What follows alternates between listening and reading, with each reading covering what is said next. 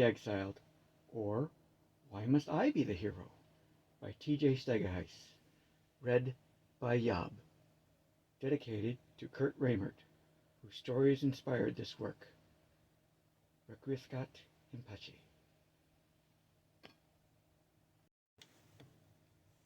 Chapter 4. Wendy. Death by Rage. Whittle made good progress the first day, saving her food and eating wild berries and roots that she found. However, the second day it rained and she made little progress, finally taking shelter under the low branches of trees. She missed her parents already and felt miserable. The following day she stayed in the woods as several groups of farmers were struggling down the muddy road. Had she joined them, her gender would almost certainly have been revealed. At one point she ducked through some brush to avoid being seen and found an ancient bridge over a long dried-up stream. It was covered in vines, dead leaves, and was well weathered. It must have been part of the road at some long ago time. The designs on the carven stones intrigued her. A strange tree bearing different kinds of fruit on each branch. This would be wonderful to have on the farm. The writing was too weathered and strange for her to read, so she left to continue her journey. A few days later, Whittle found a wild apple tree and made a meal from it. She did not stay too close, though, as she could see evidence that others had been using the tree. Travelers were now more numerous, meaning that there was less danger from grolls or lizardmen, but her mother had warned her not to trust people on the road. The next day she again headed on her way to Riston City. The days were various combinations of this. She was almost to Riston City when she was attacked by road guardsmen from the city. She managed to get her sword into play, only to have someone hit her from behind with a pommel, and she fell into painful blackness. She came to as the guardsmen entered Riston City, with Whittle, bound and blindfolded, tossed over the back of a horse like a bag of potatoes. But the worst was yet to come. When they dropped her on the floor in a room somewhere in the maze underneath Riston Fortress, one of them yanked off her blindfold, and it took along the loose hat that she had been used to help hide her gender. He looked at the clean red hair and at her blushing face, and Wendy knew that her disguise had been pierced. Let us draw a shade over the next act. It's too awful, and the reader knows what the carnal nature of evil men will do. We shall say only that the Wendy we have known is gone. We shall see what the woman who emerges is capable of. She awoke in a large, dark, smelly room. Her clothes, what was left of them, had been thrown over her. Wendy seemed to ache everywhere. Her sense of violation and resentment were overpowering. Slowly she became aware that there were several other people in the room. It was a dungeon, a single large room with filthy straw on the floor, a few tiny windows, and a heavy brass-bound door. As she stirred, a short, spindly-looking youth came up to her. Wendy shrank away, aware of her nakedness. "Here," he said, "you will need to fix your clothes, and fast." He handed her a small square of leather with 2 needles stuck into it. Each had a length of thread wound about it. "You should go to the women over there," he pointed. "It's safer." Wendy hesitatingly took the needles and looked where he had pointed. There she saw a motley group of women, mostly in rags, huddled into a corner. She gathered her clothing and ran over to them. As she stood, 2 rough-looking men started after her, but 2 rather large women stood up and she approached, and the men backed off. A cleaner, nicer-looking man admonished them, but they ignored him. "Oh, lords, dearie," said a thin, elderly woman as Wendy came among them. "They did the awful to you, you poor waif."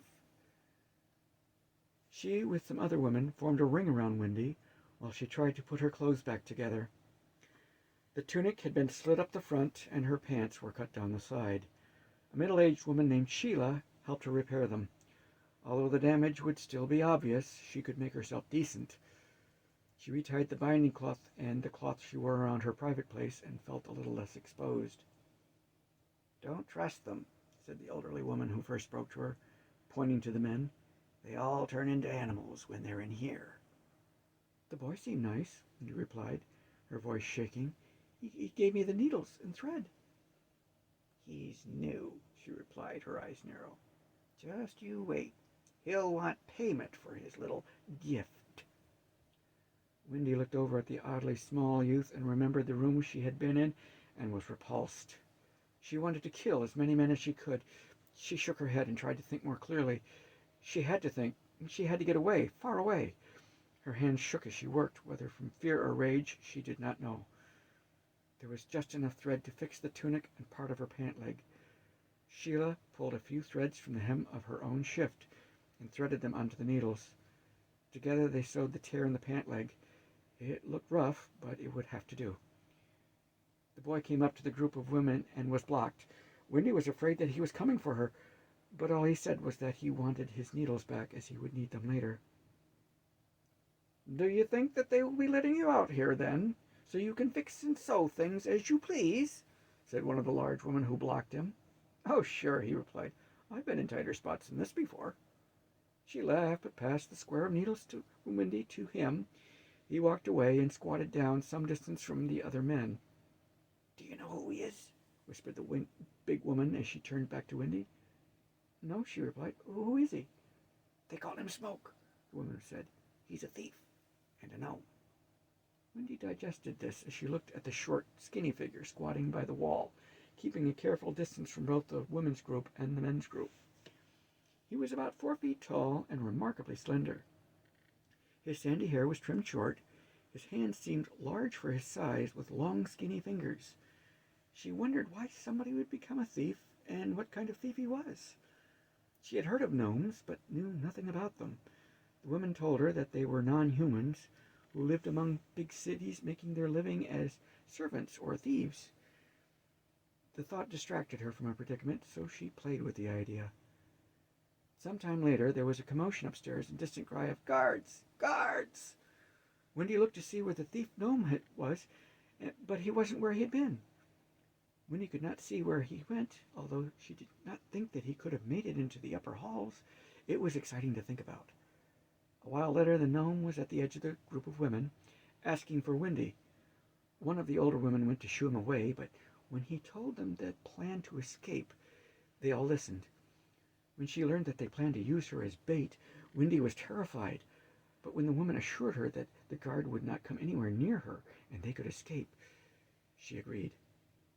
Almost before she knew it, Wendy was positioned across from the door, while the thief Smoke and an enormous man crouched below the door's window. The other women had briefed her on what to do, and Wendy rubbed her body as she said loudly and in her best girlish voice, "Oh, where did those guardsmen go? I'm in such need of a man now." Wendy almost vomited, but it worked. The guard rushed up to the door as if pulled by a rope. A moment later, he was crushed even closer as the huge man got his arm through the bars and around the guard's neck, his other hand shoving the guard's lower jaw firmly shut that only muted sounds escaped. The thief swung up and got his arm through the bars as well and was hurriedly searching for the keys. "Quickly, quickly," said the big man. "I can't hold him forever." "He's squirming too much," the gnome hissed. "Hold him." There was a clanking sound and the guard broke free. Wendy thought that the other guards had returned and it was all for nothing. But the men shoved and the door swung open, and Wendy got carried along as the men rushed the guard, who was still trying to get back up from the floor. They mobbed him before he could shout an alarm and carried him along to a strong room they spotted down the corridor. The room proved to be occupied. 3 guards were busy going through what Wendy recognized as her pack, her things arranged on a table that occupied the center of the room. When she looked at them, she recognized them as the guards who had raped her barely an hour before. Wendy felt afraid, and then cold, and then hot, and then everything turned black and red, and Wendy's mind left her. She woke up on the floor, wondering what had happened. She said as much, and a voice she did not know said, "You did." Wendy looked around and saw the 3 guards, fairly well butchered and quite dead.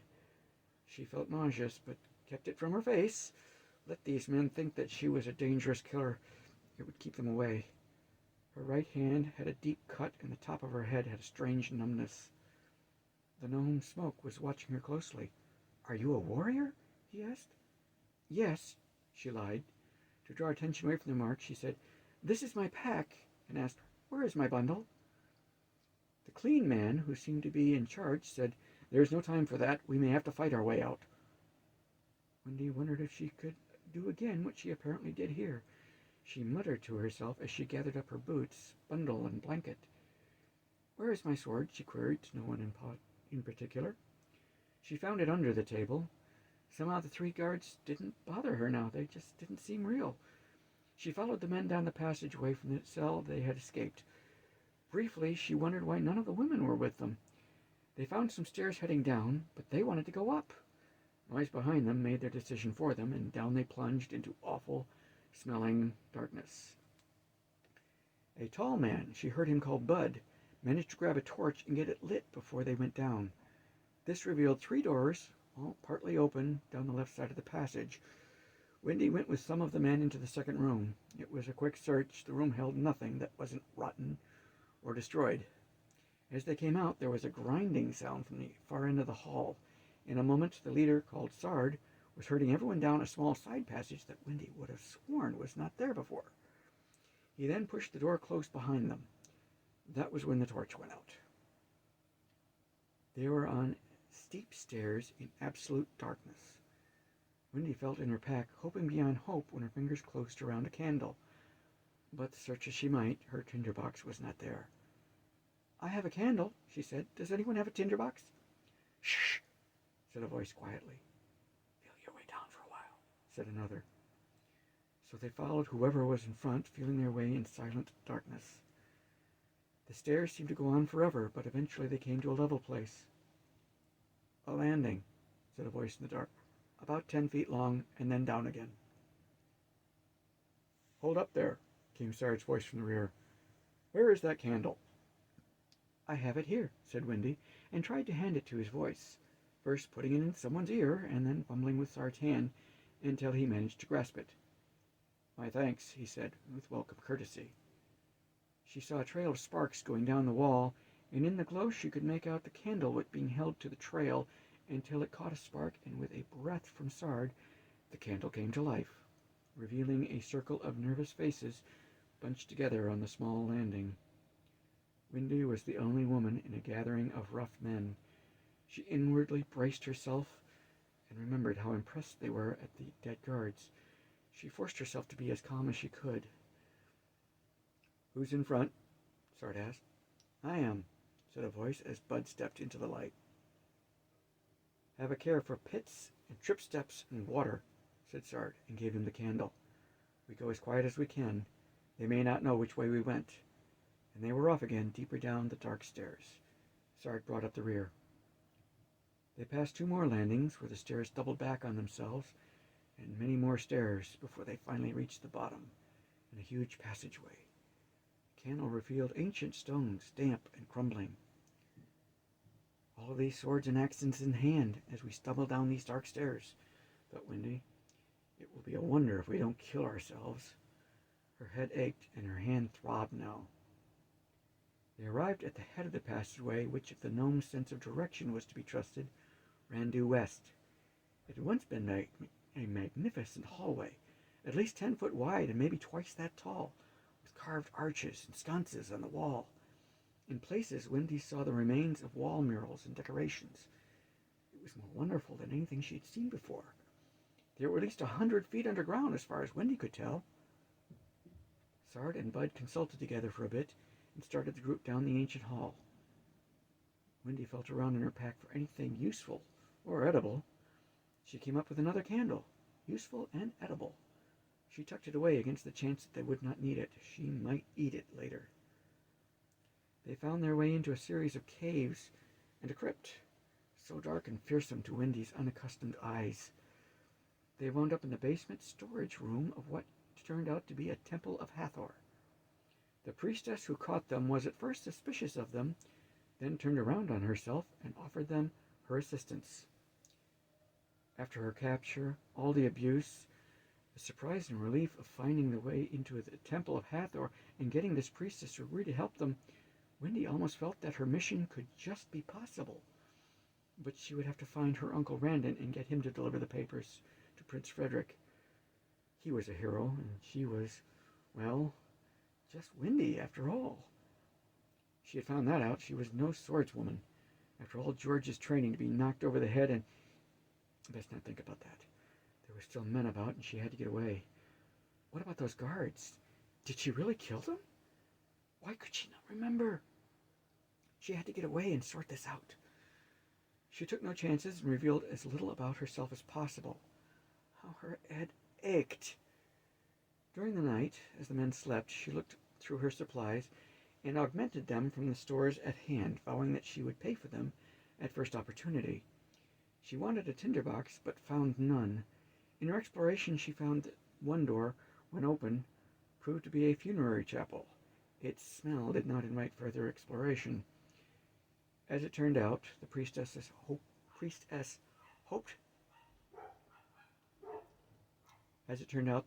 helped them to the necessary supplies anyway, and Wendy felt guilty for having helped herself. The next morning, the priestess returned with a magician named Tennard, whom she said would be traveling with them. After a quick breakfast, the priestess, whose name was Dobrina, noticed Wendy's wounded hand and applied a salve on her hand and helped wash the blood out from her hair. Once Dobrina prayed over them, Wendy's wounds closed, and she felt much better. "Keep close to me," said Dobrina. "I don't trust these men, and you will be safer if we are together." Wendy could well agree to that. For some reason, they could not leave through the temple above them, and had to return the way they had come. But Dobrina promised that they would get past the guards without trouble. Then they started down, and somewhere in front where Wendy could not see, Dobrina spoke with a spirit creature and was told of a better way out. Soon they were passing through a tunnel so low that even the gnome had to stoop to get through.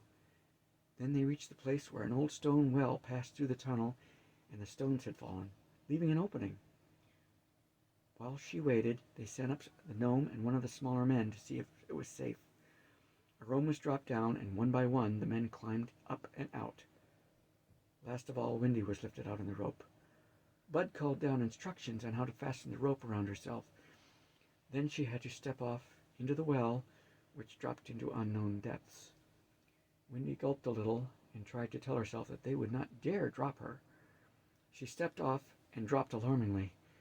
The rope took up her weight, and the men pulled. She watched the circle of blue sky grow larger as she felt the dark tunnel behind her. Finally, they were all standing in the ruins of some building as Sard sent the gnome and others to scout the area. The sky was wonderful to see, and the sun was rising over the eastern fields, filling her with a sense of pleasing hope. This was quickly shattered as Dobrina and Sard began to argue about where they were to go and who was in charge. Never one to argue with someone who was angry, Wendy sat on the far side of a tree and went through her pack to see what she still had. Although her first plan had been to run away as soon as they were out of the tunnel, Wendy remembered her mother's warning about a girl caught alone on the road. With Dobrina there to protect her, and most of the men obeying Sard about not mistreating the women, she stayed with the group. Besides, those men that had leered at her in the dungeon left to return home. They might be waiting to catch her if she left alone. Because Dobrina was busy arguing all the time, Wendy found herself spending a lot of time with the gnome Smoke. He told her that he had become a thief when his family's business was taken from them after his father was killed. Although she really didn't understand, Wendy tried to sympathize with him. It was strange. Although he robbed people and burglarized their homes, Smoke seemed to be a kind person as she got to know him. He tried to explain it as a balance of taking from those who had much and sharing it with those who were in need. She didn't quite grasp how that made it right, but Wendy did her best to be friends with him anyway. As the food ran low, Dobrina would hunt for such edible plants and roots as she could find. It often rained and was colder than Wendy expected, so it was a good thing that she had stayed with the group. Edible plants were scarce and plain. Sard would not consider asking farmers for food and shelter, and especially farm wives. He said that they needed to avoid association with the road from Riston. Several times they scarcely avoided highwaymen or patrols of some kind. When they reached Ty, they split into groups of 2 or 3 to appear like country folk who were coming into town to trade or offer services. Debrina gave Windy a few coins to buy robes for her and Tennard. As there were a few coppers left over, Windy bought herself a small meat pie as a treat. It was wonderful after so many dinners of boiled roots, but she felt guilty after eating it. Windy kept near Debrina and Tennard for the rest of the time in Ty. Smoke had disappeared somewhere, and she wanted to stay away from men. They left Ty via a fishing boat, and Windy thought they were free until a patrol boat called out for them to heave to. The fishermen had a small skiff on board and let them borrow it to escape. Tennard had something called a push spell, which sent them across the slowly rolling water quickly enough that the patrol boat did not seem to see them before they reached the shore. Sard was fighting an upset stomach, and Windy wondered if he had not eaten food that was spoiled. They had some difficulty getting supplies from the first town because the soldiers there were having a big fight. Debrina said that men always do such things. Then when they were finally on the road again, they were attacked by a bunch of grolls. These were the first grolls that Windy had ever seen, and she didn't like them at all. Large and smelly, they had human-like bodies with canine heads. She was a little nauseous when the man Bud stabbed a groll to death, but it made the other grolls run away. Sard asked her why she had not helped drive off the grolls, and Windy made up an excuse that there was not been enough room to join the fight. She had forgotten that Sard expected her to fight with a sword. She had better start using her sword, or they might take it away from her. She hoped that she remembered how to fight with it.